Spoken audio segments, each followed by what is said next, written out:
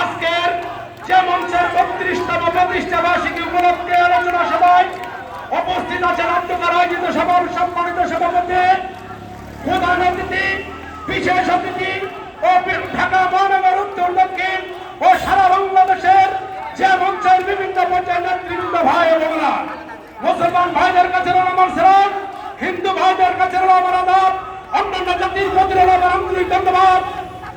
যে মঞ্চ জিন্দাবাদ, সবার কাছে আমার রক্তিম সালাম, আসসালামু আলাইকুম ওয়া রাহমাতুল্লাহ। যে মঞ্চের পক্ষ থেকে ও আমার ব্যক্তিগত পক্ষ থেকে জানাই রক্তিম শুভেচ্ছা বিভিন্ন অভিনন্দন।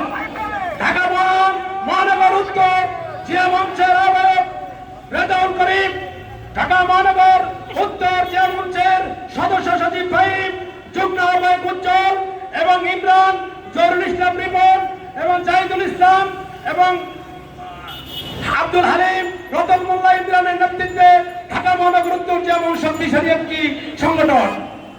ঢাকা মহানগর দক্ষিণ খলিলুর রহমান বাবু,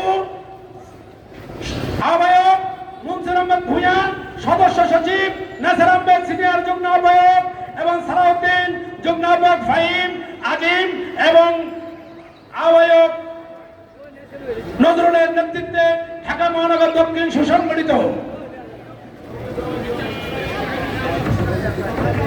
এবং ঢাকা মহানগর দক্ষিণের রবিন এবং আমি চট্টগ্রাম সিলেট বিভাগের টিম প্রধান এবং সিলেটের মাসুদ করিম, আহ্বায়ক যেমন সিলেট মহানগর সৈয়দ রাজাউল, সদস্য সচিব ও সিলেট মহানগরের সকল পর্যায়ের নেতৃবৃন্দকে বলার জন্য আন্তরিক শুভেচ্ছা।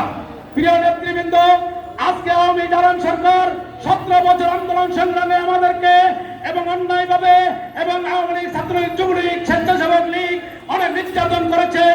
আমরা এই যে মঞ্চ অগ্রণী ভূমিকা পালন করেছি রাজপথে, সেই হিসেবে আমাদের মাননীয়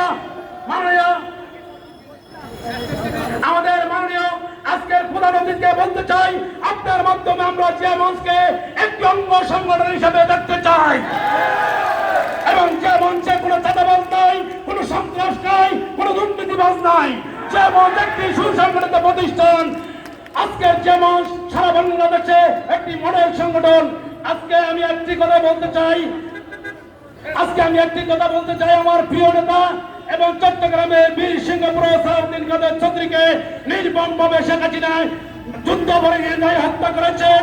তার জন্য আমি বলতে চাই, শেখ হাসিনার বাবার বিচার যদি এই বাংলার মাটিতে 40 বছর পরে হয়, তবে শেখ চৌধুরীর বিচার 50 বছর পরে হলো এই বাংলার মাটিতে হবে ইনশাআল্লাহ। এরপর আমি আমার বক্তব্য শেষ করলাম।